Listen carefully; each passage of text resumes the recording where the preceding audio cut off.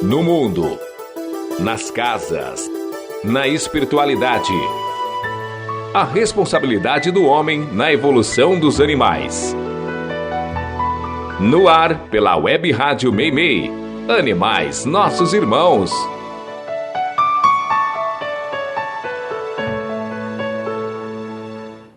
Bom dia, queridos ouvintes. Este é o programa Animais Nossos Irmãos que você está ouvindo pela Web Rádio Meimei e vai ao ar todos os domingos às 10 horas da manhã.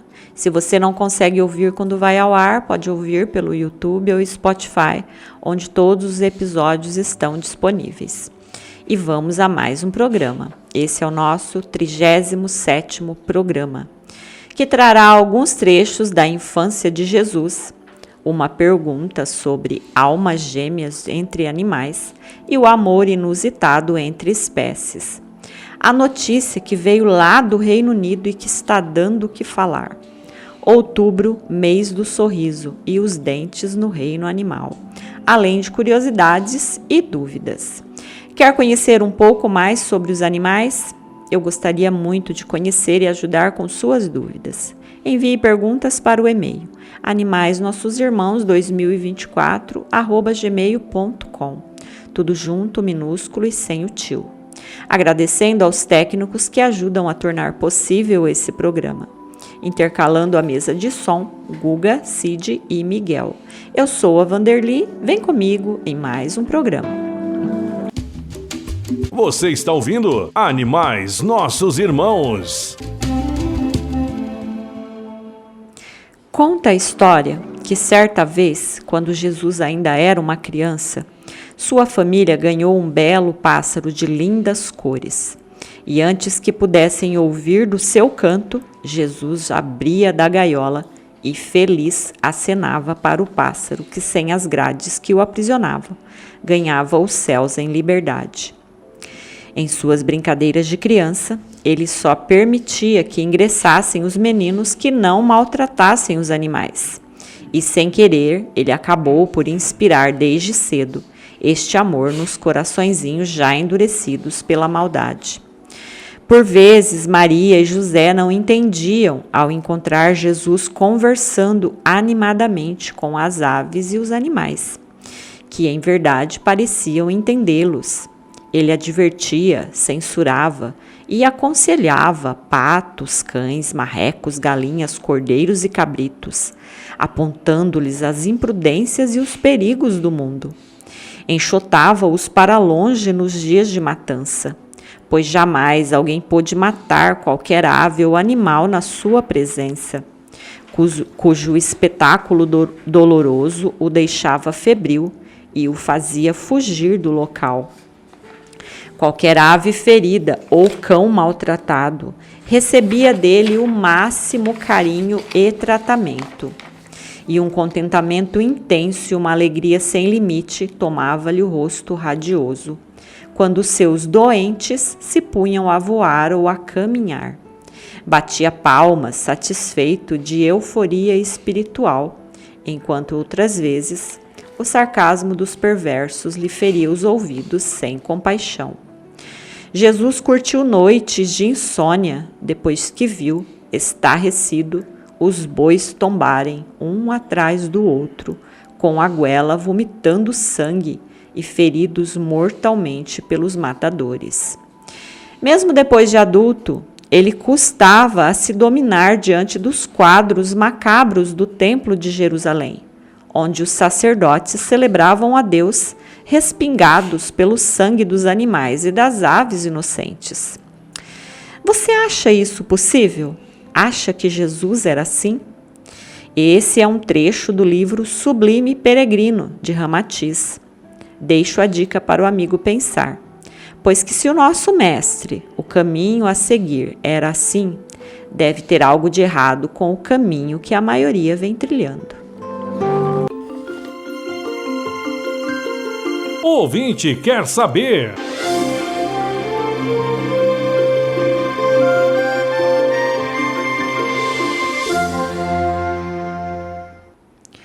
A ouvinte pergunta: animais podem se tornar amigos e levar essa amizade para outras vidas? Entre eles pode existir almas gêmeas?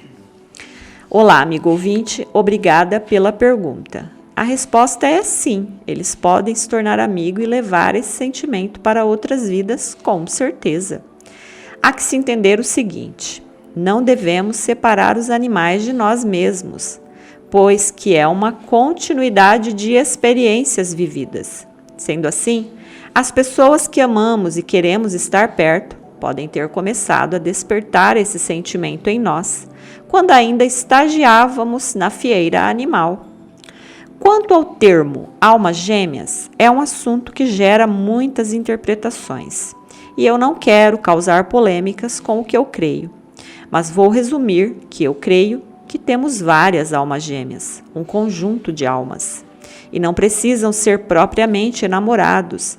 Muitas das nossas almas gêmeas podem ser filhos ou amigos.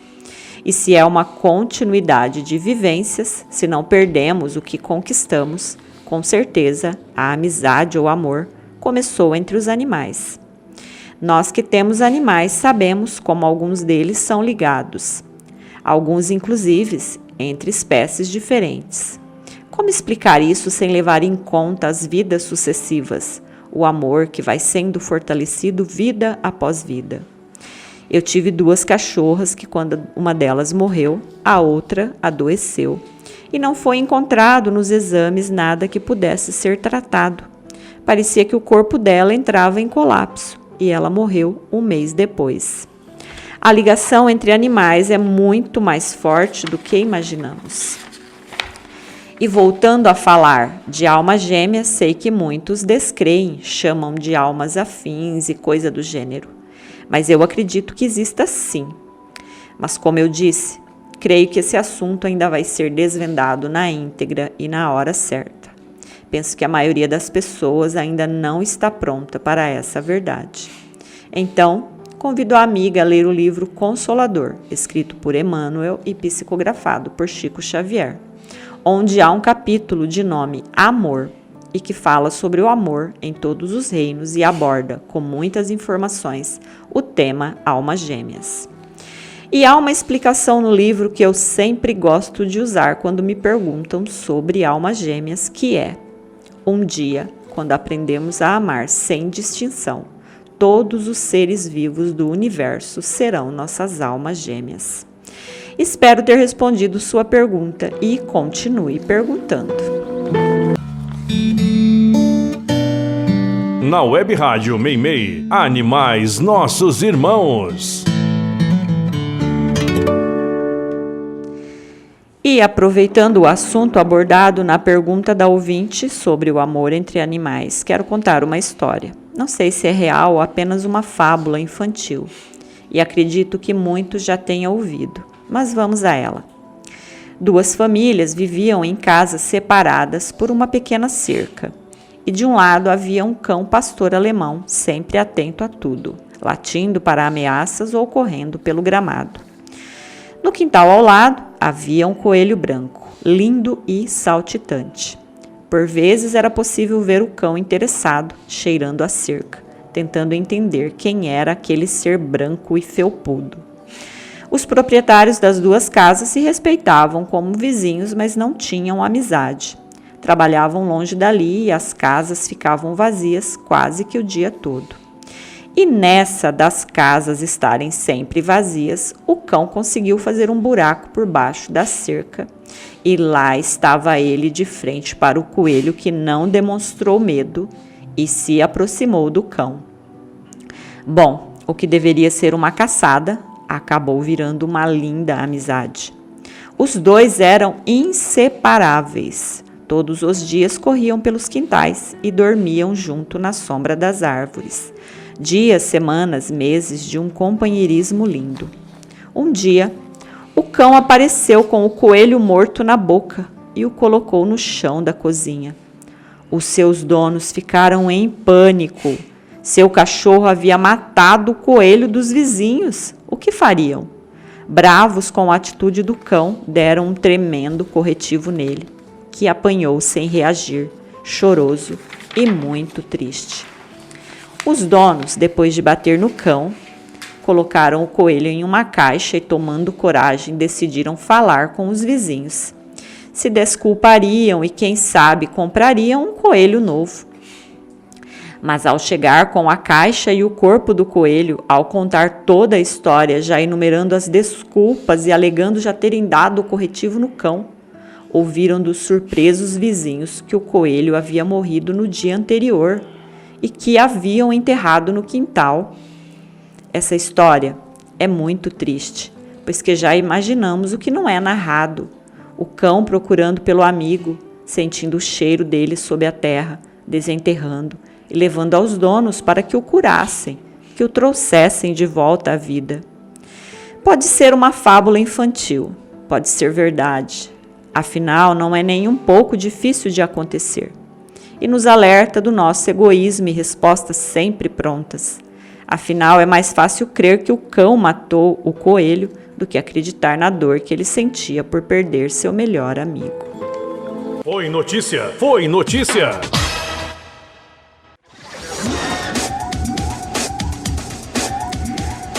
Foi notícia no Reino Unido a proposta de um grupo de ambientalistas para que seja organizada uma matança de raposa e gralhas que supostamente estariam colocando em risco de extinção o maçarico, uma das aves mais famosas do país. O maçarico, com seu bico curvado e gorjeio marcante, viu sua população diminuir pela metade nos últimos 25 anos. Ele é mais um dos muitos pássaros que fazem seus ninhos no chão, o que torna a espécie mais propensa aos riscos, pois que no solo fica muito mais difícil para a mamãe pássaro proteger os filhotes de predadores e da própria ação do homem. Práticas agrícolas, como o uso de maquinário pesado, limpeza do solo para a plantação, são um dos muitos problemas. Estas máquinas dizimam ovos e filhotes escondidos na vegetação. Além disso, a forma como os humanos interagem com a natureza, em especial aqui falando do Reino Unido, aumentou a população de raposas e gralhas, pois que séculos de caça levaram à extinção ou quase extinção animais como águias, linces e lobos, que naturalmente controlariam as populações de raposas e gralhas, pois que são seus predadores naturais. Mas, sem dúvida alguma, o que mais influencia o aumento de raposas e gralhas é a liberação anual de milhões de fazões domesticados, criados para serem mortos em caçadas pelo homem. Esses fazões que são colocados na natureza para serem caçados depois, são fáceis de serem capturados por raposas e gralhas, alimentando e aumentando ainda mais a população desses animais. Diante desse cenário criado pelo próprio homem, a solução proposta é apontar a arma para os culpados errados. Raposas e gralhas não são vilões, apenas sobrevivem em um ambiente desequilibrado pelo próprio homem. Ao meu ver, isso é apenas desculpa para praticar a infame caça ecológica. Afinal, existe um bom número de aficionados com o dedo pronto no gatilho, e alegar que animais estão sendo vilões é só uma forma de fingir que estão salvando uma espécie, fazendo aquilo que mais gostam, que é matar. Incoerente, não é? A natureza nunca precisou do homem para fazer controle desse ou daquele animal. Ela sempre se renovou e se transformou sozinha. Provê sustento e abrigo a todos os seres que vivem sob sua guarida. Possui um equilíbrio perfeito e mesmo que aos nossos olhos desinteressados nos pareça normal, ela é perfeita. Aliás, foi depois que o homem botou seu dedo na natureza que o planeta entrou em colapso. E quem mais precisa entrar para o controle populacional é quem se acha apto a dizimar outras espécies. Já imaginou um bocado de animais carnívoros para fazer o nosso controle também? Afinal, estamos sobrando e colocando em risco outras espécies. E soltem os leões. Foi notícia! Foi notícia! O ouvinte quer saber.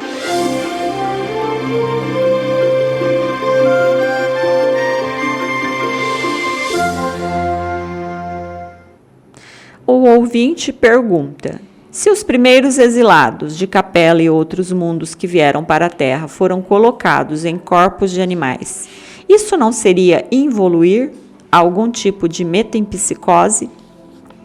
Olá, amigo ouvinte. Falar sobre involução é colocar ponto final em questões que ainda não conhecemos na íntegra. Não existe involução, com certeza. Tudo que somos fica armazenado em algum lugar de nossa memória espiritual. Mas muitos casos, como dos exilados, esses espíritos precisam refazer algumas provas, reaprender coisas em que ainda falham.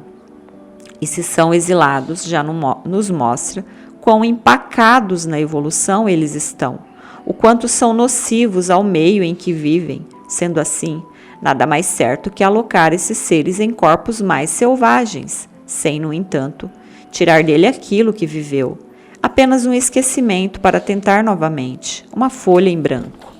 Quando reencarnamos, somos forçados a esquecer, pois caso contrário não teríamos condições de viver lembrando e remoendo coisas. Um exilado, como o nome já diz, é alguém que foi expulso do seu mundo e com certeza não deve ter feito coisas bonitas e nem louváveis para a sua consciência. A regressão do perispírito é um tema muito abordado nos livros de André Luiz, Psicografia de Chico Xavier, e fica evidente que um espírito que se demora no mal perde suas características humanas. E isso não é uma coisa para causar espanto ou descrença, pois que quando adentramos a humanidade, o fazemos para seguir evoluindo conscientemente. Mas imagine quem não evolui, quem vive de selvageria como animais irracionais. Vai regredir na forma, e somente na forma. Um dia, quando retomar o caminho do bem, ele voltará a ter a forma que já conquistou. E a metempsicose é uma crença com pouco conhecimento, apenas suposições ou superstições. E muitas dessas suposições se fazia tendo em vista apenas as aparências. O que você diria ao ver um espírito voltando a ser animal por imposição de sua consciência? No mínimo, pensaria que ele estava sendo punido por Deus e reencarnando como animais. No livro Libertação, de André Luiz, Psicografia de Chico Xavier, tem uma passagem onde, visitando o umbral, eles se deparam com uma cena em que uma mulher era induzida a crer que era uma loba e assim se transformava em uma, moldando seu perispírito na forma animal. Mas isso só acontece pois que ela se sentia culpada e aceitou a hipnose. No fundo e com verdade, somos nós que modelamos quem somos. E se estamos longe de agir feito gente, que tal voltar um pouco nas provas para refazer o aprendizado que pouco aproveitamos? Espero ter respondido sua pergunta. Obrigada e continue perguntando. Você está ouvindo Animais Nossos Irmãos. Você tem medo de barata, não tem? Ah, eu sei que você tem. Não adianta falar que não gosta dela. O que sente é fobia das braba. Mas isso é quase regra no mundo. Difícil quem não as mate. Penso que ela seja o animal mais odiado do planeta. Talvez seja porque elas se proliferem rápido, comem lixo, cheiram mal e voam. Quem elas pensam que são para voarem? Anjos? Bom, eu não tenho fobia de baratas e tento não matar. Mas claro que um serzinho que pode deixar tudo com aquele cheiro desagradável não inspira nenhum amor em nós. Mas você comeria uma barata? Meu pai contava que já havia mastigado uma quando era bem jovem. Foi sem querer, claro. Não havia luz elétrica e a abusada da barata estava dentro da sua marmita. Bom, ele alegava, sempre que nos contava o ocorrido, que o gosto era tão horrível que nunca saiu de sua boca. Mas volto a perguntar, você comeria uma barata? As baratas são essenciais para o meio ambiente. Falo sobre elas no 3º programa. E se existem baratas comendo lixo em terra, será que por acaso não haveria uma versão delas no mar? Sim, existe e você adora comer. Uma das versões da barata no mar, que vivem a limpar os fundos oceânicos, são os camarões. Camarões ou baratas do mar gigantes, que ganham esse apelido pela sua função de decompositor ou limpadores do ambiente marinho, alimentando-se de restos orgânicos e carcaças no fundo do oceano, assim como as baratas terrestres se alimentam de lixo na terra. Essa semelhança, no entanto, não significa que sejam o mesmo tipo de animal, já que camarões são crustáceos e baratas são insetos. Mas é uma curiosidade interessante, que poucos param para pensar. Mas se o homem cria os porcos no lixo, comendo as sobras para depois se alimentarem dele, bom, deixa o tema para o amigo pensar. Na Web Rádio Meimei, Animais Nossos Irmãos. A primavera chegou e a pequena andorinha procura um local onde botar seus ovos, um local seguro e quente, onde seus bebês possam crescer protegidos de predadores, até o momento de conseguirem sozinhos alçar voos e buscar os céus. E eis que lá está uma abertura. Durante dias, semanas, ela vai e vem incansavelmente, trazendo em seu biquinho partes do que futuramente será o ninho onde depositará seu ovo. Ninho pronto, e lá está ela chocando, no processo que para nós humanos seria a gestação.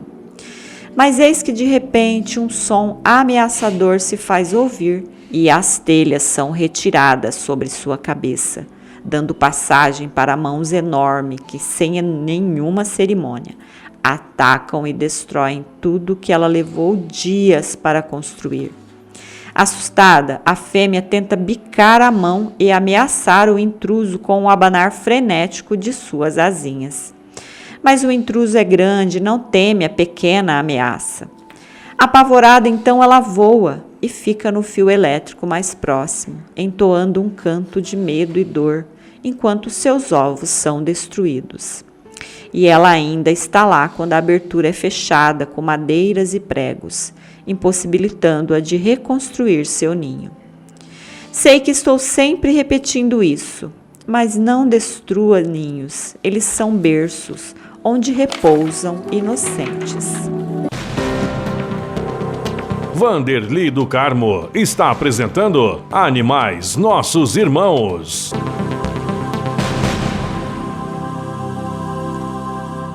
Na última sexta, a 1ª de outubro, foi comemorado o Dia do Sorriso.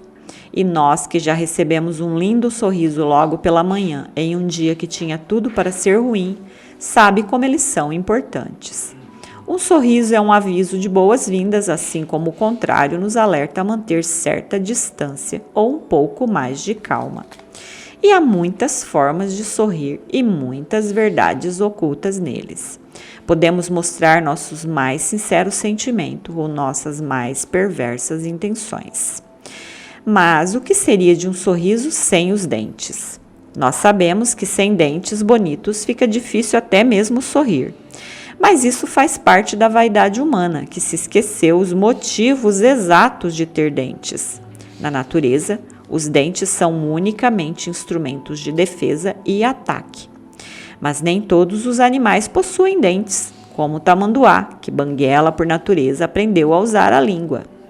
Dentes para cortar, moer, amassar, perfurar, e você nem fazia ideia de que trazia um arsenal dentro da boca, não é?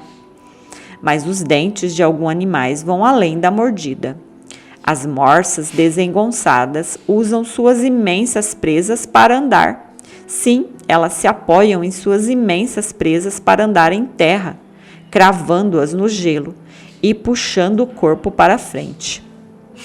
Essa é a razão pela qual seu nome científico, Odobenus, significa aquele que caminha com os dentes. Elas também usam as presas para sair da água gelada, abrir buracos no gelo, para respirar e, durante a época de acasalamento, para defender o seu território e as fêmeas. E falando em dentes, o que soaria mais assustador? O aproximar da boca de um tigre ou o rastejar pegajoso de um caracol? Se você fosse uma planta, saberia a resposta. E se visse o caracol lenta e rastejantemente salivando na sua direção, Penso que o seu maior desejo naquele momento seria o de puxar as raízes até a cintura e sair correndo para bem longe dele. Creiam, eles são invertebrados, mas estão entre os animais que mais possuem dentes na natureza. Mais de 2.000. E na língua. E ainda falando de dentes, no reino animal, a diversidade, quando o assunto é dentes, pode assustar. Como a da foca caranguejeira, com dentes que funcionam como peneiras, o golfinho rotador, com um bico longo e dentes em forma de hélice, e o tambaqui, cujos dentes se assemelham a molares humanos adaptados para quebrar sementes. E falando em molares humanos, para encerrar, você sabia que nossa dentição não é carnívora? Que somos já adaptados para quebrar sementes e amassar grãos? Nossa evolução física já impõe isso.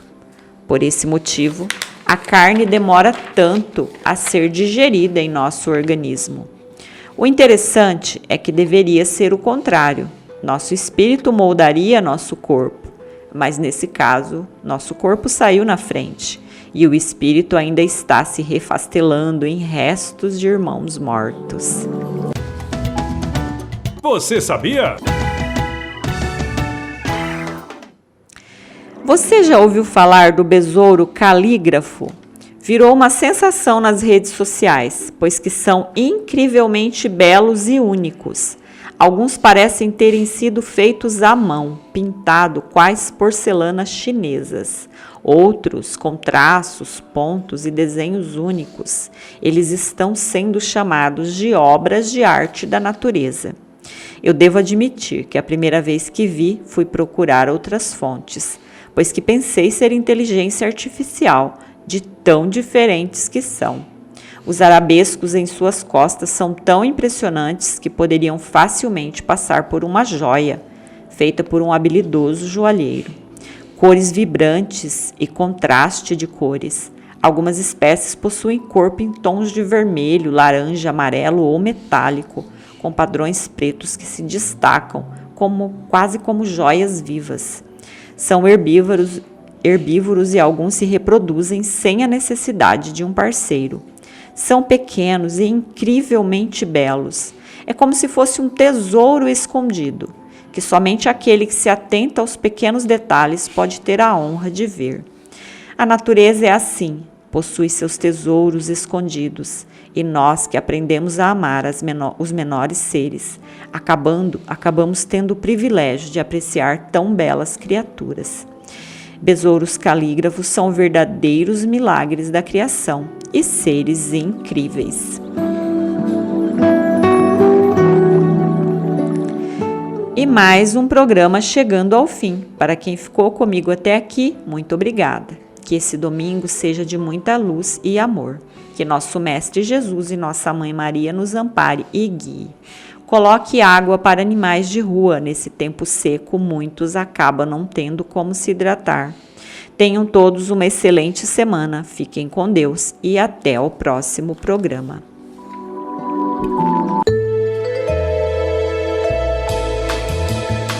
Você ouviu Animais Nossos Irmãos. Animais também são espíritos. São elos da nossa jornada evolutiva. Eles são os nossos irmãos.